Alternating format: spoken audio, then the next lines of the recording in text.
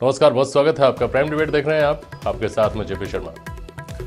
आज मानवाधिकार दिवस है और संयोग की बात है कि पिछले कुछ दिनों से मानवाधिकारों को लेकर व्यापक बहस छिड़ी हुई है, जिसमें भावनाओं का पुट है, तर्क की काट है और सियासत की बंदरबांट भी है। हैदराबाद में फैसला ऑन द स्पॉट को लेकर देश में दोनों तरह की विचारधाराएं बराबर मुखर हैं। एक विचारधारा ये कहती है कि परंपरागत न्यायिक प्रणाली के भरोसे हो लिया सुधार, ऐसे सख्त संदेश से ही बदलाव आएगा। दूसरी विचारधारा की ये चिंता है कि ऐसा हुआ तो सिस्टम ही तहस नहस हो जाएगा। कल सीए भी आया तो विपक्ष ने विरोध किया कि ये अल्पसंख्यकों के मानवाधिकारों का हनन है। सत्ता पक्ष इसमें किसी भी प्रकार के अधिकारों का हनन नहीं देखता, बल्कि जिनके अधिकारों का हनन हुआ था उनकी बहाली का कदम सीएबी को बता रहा है। दरअसल मानवाधिकारों के हनन को लेकर असंतोष नया नहीं है, लेकिन वर्तमान भाजपा सरकार के दौर में मानवाधिकार कार्यकर्ता कुछ ज्यादा असंतुष्ट दिख रहे हैं। अवार्ड वापसी से लेकर हस्ताक्षर अभियानों में विरोध मुखर हुआ है।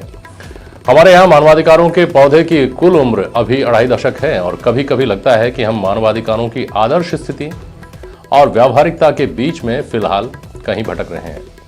आज इस मुद्दे पर बात होगी और सवाल उठते हैं कि मानवाधिकारों ने हमारे सिस्टम की कार्यप्रणाली को कितना बदला है। क्या एजेंसीज को और कारगर बनाने के लिए मानवाधिकारों में शिथिलता देनी चाहिए, पैमाने बदलने चाहिए?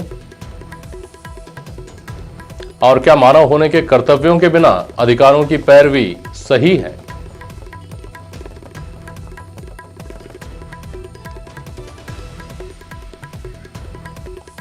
चलिए, हमारे साथ अमित गोयल जी हैं, भारतीय जनता पार्टी के प्रवक्ता। अखिल चौधरी हमारे साथ, आप मानवाधिकारों के क्षेत्र में कार्य करते हैं। सूरज सोनी जी हैं, सामाजिक कार्यकर्ता। और डॉक्टर वरुण पुरोहित जी हैं, आप कांग्रेस विचारधारा रखते हैं। बहुत स्वागत है आप सभी का। अमित जी, पिछले एक अरसे में जैसा मैंने अभी कहा कि इस बात को लेकर के सरकार पर लगातार हमले होते रहे हैं कि भाजपा सरकार जब से केंद्र में सत्तारूढ़ हुई है तब से मानवाधिकार उनकी प्राथमिकता के अंतिम पायदान पे आता है और मानवाधिकारों का जितना बुरा हाल इन दिनों में हुआ है, इस अरसे में हुआ है, वैसा कभी नहीं था। गोयल साहब। जेपी जी, एक बहुत अच्छी बात आपने स्टार्टिंग में कह दी। आपने कहा हर व्यक्ति अधिकार की बात करता है, कर्तव्य की बात नहीं करता। मैं कहता हूं मानवाधिकार ये वो देश है, ये वो संस्कृति है जिसके अंदर व्यक्ति के निर्माण से राष्ट्र के निर्माण की बात की जाती है, मानव के निर्माण से राष्ट्र के निर्माण की बात की जाती है। हमारी तो वो उदार संस्कृति है जो मानव तो क्या है, जीव जंतु के भी अधिकार की रक्षा करना चाहती है। लेकिन जब कुछ राजनीतिक पार्टियां या कुछ संस्थाएं एक चश्मा लगा लेती हैं, उसके दोनों गिलासों पे लिखा होता है तुष्टीकरण, और उसके आधार पर वो मानवाधिकार की बात करते हैं, तो निश्चित रूप से मैं समझता हूं ऐसे लोग इस देश को पीछे ले जाने लोग हैं। भारतीय जनता पार्टी ने अपनी सरकारों में सबका साथ सबका विकास इसी आधार पर काम किया है। किसी भी सरकार की योजना में धार्मिक आधार पर कोई भेदभाव की बात हो तो आप मुझे बताइए, कहीं पर भी नहीं है। लेकिन आप ये देखिए कि इस देश में रहने वाले ऐसे लोग जो अवार्ड वापसी गैंग भी करते हैं, लोग अफजल गुरु याकूब मेमन के लिए कोर्ट में भी चले जाते हैं, याकूब मेमन की जनाजे के अंदर हजारों लोग इकट्ठे भी हो जाते हैं, लोग पत्थरबाजों का समर्थन कर देते हैं, रोहिंग्या मुसलमानों के मानवाधिकारों की बात कर देते हैं। तो देखिए, ऐसा नहीं चल सकता है। राष्ट्रीय सुरक्षा से समझौता नहीं किया जा सकता किसी भी सूरत में। भारतीय जनता पार्टी पूरी तरह से प्रतिबद्ध है। आज हम जो बिल लेकर आए हैं, सीएबी की बात जो हो रही है, आप ये बताइए सारे राजनीतिक पार्टियां विरोध कर रही हैं, क्यों कर रही हैं भैया? आप अल्पसंख्यकों के अधिकारों की बात करते हो। हमारे पड़ोस के 3 देशों में धार्मिक आधार पर जिनकी प्रताड़ना हुई, जिनको वहां से निकाला गया, क्या व्यक्ति को गांव छोड़ना चाहता है, कोई देश छोड़ना चाहता है? व्यक्ति उस स्थिति में छोड़ता है कि जब उसकी मृत्यु से भी ज्यादा भारी विपदा उसके ऊपर होती है, परिवार की बहन बेटियों की इज्जत सुरक्षित नहीं होती, घर सुरक्षित नहीं होते, ऐसी स्थिति में लोग अपनी जमीन छोड़ते हैं। वो लोग जो हमारे देश में आए हैं उनको अगर हम अधिकार दे रहे हैं, किसी का अधिकार छीन नहीं रहे हैं, तो आज भी इसको तुष्टीकरण के चश्मे से क्यों देखा जा रहा है? भारत के मुसलमानों की आजादी को लेकर इसमें क्या समस्या आ रही है? मैं कह रहा हूं, आज अगर हम किसी को अधिकार दे रहे हैं, वहां के अल्पसंख्यकों को अधिकार दे रहे हैं, यहाँ के किसी व्यक्ति का अधिकार नहीं छिन रहा है, उसके बाद प्रॉब्लम कहां है? वो जिन देशों में आए वहां पर बहुसंख्यक है। चौधरी जी बता रहे हैं प्रॉब्लम कहां है, बताइए चौधरी जी, संक्षेप में बताइएगा। मैं डायरेक्ट सीएबी पे नहीं आना चाहूंगा, इससे पहले मैं ह्यूमन राइट्स पे आपने पूरे करा। ह्यूमन राइट्स इंडिया के लिए भी कोई नई चीज नहीं है। 1932 में सबसे पहले एक ह्यूमन राइट्स ऑर्गेनाइजेशन की स्थापना खुद पंडित जवाहरलाल नेहरू ने करी थी। उसके बाद में जो हमारा खुद का ऑर्गेनाइजेशन है जिसका मैं मेंबर हूँ, people's union for civil liberties, वो 77 में जेपी मूवमेंट के टाइम पे जयप्रकाश जी ने खुद ने करा था। उसके बाद में तरह तरह के ऑर्गेनाइजेशंस भी बने और एक्टिविस्ट भी लोग बाग नए आए और ह्यूमन राइट्स के क्षेत्र में खुद constitutional body human rights commission और स्टेट और नेशनल लेवल पे बनी। अब ह्यूमन राइट्स ऐसा कुछ चीज नहीं है कि उसमें कोई स्पेशल लोगों की जरूरत होती है, उसमें आपके प्रोफेसर्स भी हैं, उसमें डॉक्टर्स भी हैं, लॉयर्स भी हैं, आपके किसान भी हैं, मजदूर भी हैं और बहुत सारे लोग हैं जिनके भी human rights, basic human rights violate हो रहे हैं। इसके अंदर आपके किसानों के राइट्स हैं, आपके दलित्स के, आपके आदिवासियों के। अब छत्तीसगढ़ में जो आदिवासियों के अगर दमन हो रहा है तो वहां से ह्यूमन राइट्स की आवाज उठेगी। वैसे ही आपके कोस्टल बेल्ट्स में अगर मछुआरों के खिलाफ में काम हो रहे हैं, मछुआरों की जमीन, मछुआरों के जो पानी का राइट है उसको लेकर प्राइवेट बीचेस को दिया जा रहा है, तो उसके खिलाफ भी मानवाधिकार के लोग अपनी आवाज उठाएंगे। जहां तक अब सीएबी का सवाल है, ये सिटीजनशिप अमेंडमेंट बिल जो आ रहा है, एक पेज का बिल, छोड़ दीजिए इसको। उसके अंदर इस पर व्यापक बहस हो चुकी है देश भर में। आप तो मुझे ये बताइए जी कि आपने नक्सलाइट्स की और इन सब की बात कही, क्या ये अभी ऐसा हो रहा है कि मोदी गवर्नमेंट जब से आई है तब से इन चीजों में हालात बिगड़े हैं? सिर्फ नक्सलाइट वाले उसमें ही नहीं, हाँ, आप तमाम परिप्रेक्ष्य में बोल दीजिए। आप कश्मीर मानवाधिकारों के ओवरऑल हालात जो है, कश्मीर के अंदर 4 महीने से लोग बाग अपने घरों में कैद हैं। आपका जो किसान है, किसान की तो बिल्कुल त्राही त्राही हो रखी है। आपके जो एनसीआरबी की रिपोर्ट्स हैं उसमें आपने जो आंकड़े आते थे हमारे सामने कि कितने क्राइम बढ़ा है, कितने हमारे किसानों ने आत्महत्याएं करी हैं, वो आत्महत्याओं के आंकड़े आने मोदी सरकार के आने के बाद उन्होंने बंद करवा दिए हैं। और इस तरह के बहुत सारे, आप एक चीज बताएंगे उसके अंदर बहुत सारी चीजें निकल। किसानों वाली बात का जवाब लूंगा, लेकिन एक मिनट मेरे को बहुत तार्किक जवाब दीजिएगा अगर दे सकते हैं तो। अखिल चौधरी जी, कश्मीर की जब भी बात आती है कि वहां के लोगों के मानवाधिकारों का हनन हो रहा है, अहमद गोयल साहब एक मिनट रुकिए, तो कश्मीर के लोगों की जब बात आती है कि उनके मानवाधिकारों का हनन हो रहा है, जो कुल हनन क्या है कि वहां नेट बंद है और वहां आप एक तरह से सेना की मौजूदगी में जैसे पहले आप स्वतंत्रता से जी रहे थे वैसे नहीं जी पा रहे हैं। सुनिए एक मिनट, तो जो वहां 80 के दशक में हुआ था उसको लेकर सवाल उठते हैं कि ये अगर उसकी मरम्मत है, उस वक्त हुई घटना की मरम्मत है, तो इसमें क्या दिक्कत है? कश्मीरी पंडितों के मानवाधिकारों का हनन नहीं हुआ था क्या? इसका कोई तार्किक जवाब तो दीजिए, तार्किक जवाब तो दीजिए। Two wrongs doesn't make a right. ठीक, अमित गोयल बोलिए, कुछ बोलना चाहिए। मैं आपको बता दूं, ये जो मानवाधिकार के नाम की दुकान चलाते हैं, इनका मानवाधिकार से कोई लेना देना नहीं। दुकान चला रहे हो आप लोग, दुकान चला रहे हो आप लोग। आप ये बताइए, करपात्री महाराज के, सुनिए आप, शांति से सुनिए आप, करपात्री महाराज के नेतृत्व में संसद के बाहर गो संरक्षण के लिए धरना दिया जाता है और हजारों निर्दोष संतों की हत्या कर दी जाती है गोली चलाकर। कहां गया था मानवाधिकार आयोग? 84 के अंदर निर्दोष सिखों की हत्या कर दी जाती है, बहन बेटियों की इज्जत लूट ली जाती है, जला दिया जाता है और देश का एक प्रधानमंत्री उम्मीदवार कहता है कि बड़ा पेड़ गिरेगा तो नदी क्या किया आप लोग? कहां थे आप लोग? और कश्मीर के अंदर हजारों लाखों कश्मीरी पंडितों को बाहर कर दिया गया, उनकी बहन बेटियों की इज्जत लूट ली गई, वहां से घोषणा हुई कि अपनी जवान बेटी और बहनों को छोड़ दिया जाए। कहां जाते हो आप लोग? आप लोग कहीं नहीं जाते हो, आप लोग शांत रहते हो। और जब याकूब मेमन की फांसी के अंदर हजारों लोग जनाजे में इकट्ठे, कहां थे? कितना दम था? आप लोग जाते हैं वहां पे? ये एक आतंकवादी के जनाजे में इतने लोग गए, कहां थी आपकी मानवाधिकार की बात करने वाले लोग? हो रहा है सबके लिए, हम तो आपके लिए मानवाधिकार हम लोग आज कश्मीर के अंदर पुलिस पे गोली चलानी पड़ी, शांति वहां पर भाई साहब, अब मेरी बात सुनिए। मानवाधिकार की बात कर रहे हो आप? आपने जो कहा ना, two wrong doesn't make it right. सुनिए मेरी बात, एक मिनट बात करिए। अरे अमित गोयल साहब, सुरक्षा की बात कीजिए। अमित गोयल साहब, एक बात बताइए। अमित गोयल साहब, जिन मुद्दों को लेकर के अभी मानवाधिकारों की बात चल रही है, कश्मीर मामले में मानवाधिकारों का सवाल, असंतुष्ट वर्ग कौन है? मुसलमान है। सीएबी की बात करें, मानवाधिकारों की बात, असंतुष्ट कौन? मुसलमान। गौकशी की बात करें, लिंचिंग की बात करें, असंतुष्ट कौन? मुसलमान। 3 तलाक के जरिए मानवाधिकारों का संरक्षण करने का दावा, असंतुष्ट कौन? मुसलमान। क्या ये संयोग है केवल? अमित गोयल, देखिए मैं आपको बता दूं, किसी भी सूरत में देश का कोई मुसलमान किसी भी तरीके से असंतुष्ट नहीं है जो मुसलमानों के नाम पर राजनीति करते हैं।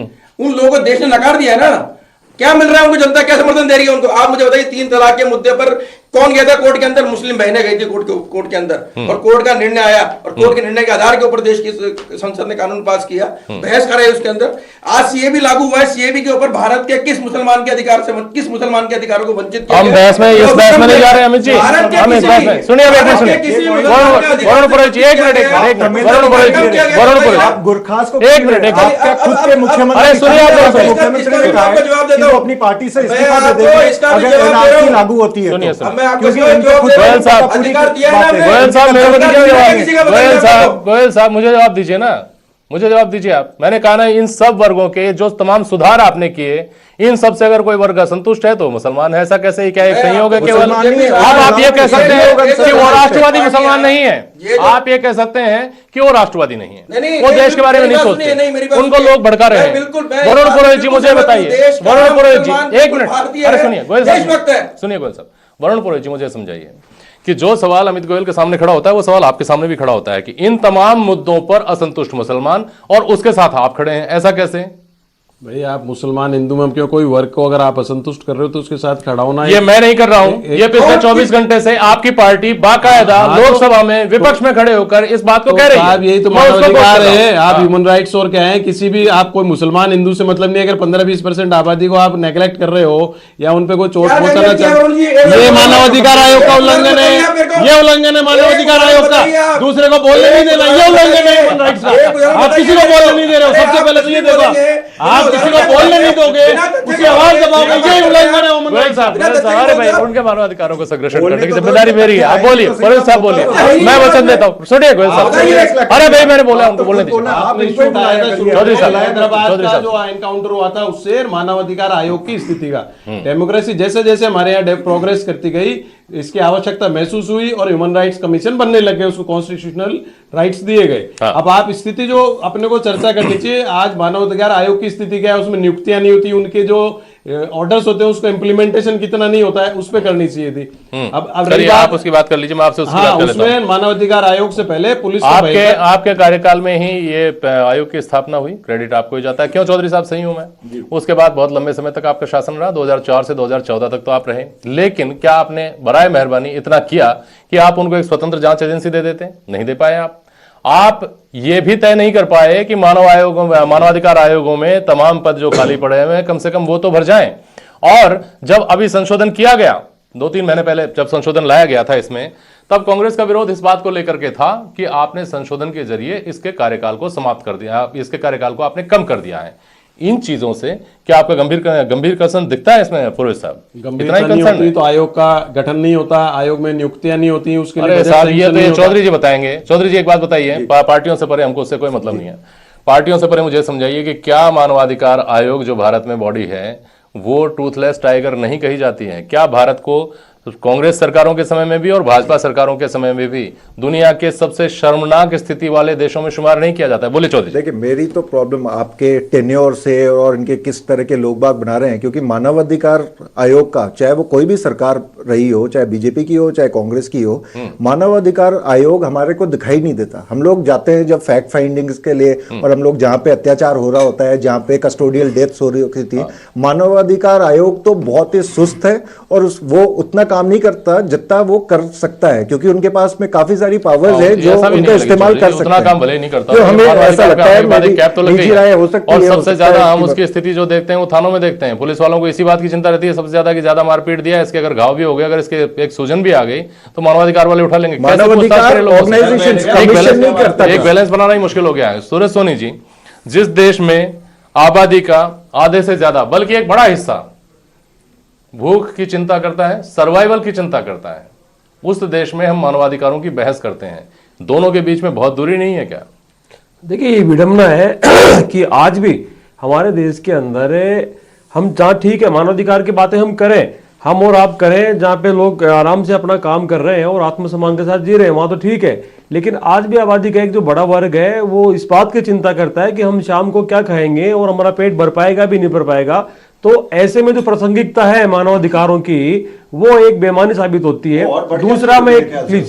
दूसरा मैं ये बताना चाहूंगा कि आज मानवाधिकार के बाद भले ही 1993 के अंदर मानवाधिकार आयोग का गठन हुआ हो और वो यूएनओ की पहल पे हुआ कि जब ये कहा था कि समस्त देश जो है अपने अपने देश के अंदर मानवाधिकार आयोग का गठन करे, आपने ठीक कहा कि टीथलेस टाइगर तो है, लेकिन फिर भी मैं तो ये कहूंगा कि हमारी कल्चर में, हमारी संस्कृति के अंदर आज से नहीं 5000 सालों से जब हमारी संस्कृति की हम बात करते हैं, हमारे संस्कारों के अंदर और प्रत्येक मानव को, मनुष्य को, मैं तो यहां तक कहूंगा कि जीव जंतुओं को भी जीने का अधिकार है। और कहा गया है हमारे जो आज जितने भी हम देखेंगे टैक्स देखेंगे उनमें मिलता है हमको कि वसुधैव कुटुंबकम, सबको साथ लेकर के जीना, सबको जीने का अधिकार रहेगा।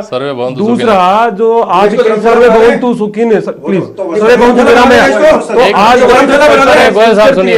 ये शुरू से मानवाधिकारों की पोषक रही है। लेकिन विडंबना ये रही कि बीच के अंदर कुरीति आई, सती प्रथा स्टार्ट हुई और बहु प्रथा स्टार्ट हुई, उसके बहुविवाह प्रथा स्टार्ट हुई। उसके बावजूद भी आज जो मौजूदा परिवेश है उसके अंदर ये बातें सब लोग इसकी चिंता कर रहे हैं और पिछले कुछ दिनों से सब कुछ ठीक होने लगा है। तो मैं तो यही कहूंगा कि सबको अपने पॉलिटिकल कर्मकांड का हिस्सा छोड़ करके और इसको देखना चाहिए, सबको साथ मिलकर काम करना चाहिए और मानवाधिकारों के प्रति सजगता को बढ़ाना चाहिए। दूसरी मैं कहूंगा कि आत्मसम्मान के साथ जीना, टू लिव विद डिग्निटी, ये सबसे बड़ा मानवाधिकार है और इसके लिए पहल हो रही है हमारे देश में। ऐसा नहीं है, हमारे अभी जो माननीय प्रधानमंत्री ने भी पहल की थी और जो 3 तलाक का इशू आया था, क्यों, क्या मुस्लिम महिलाओं का अधिकार नहीं है कि आत्मसम्मान के साथ जीने का?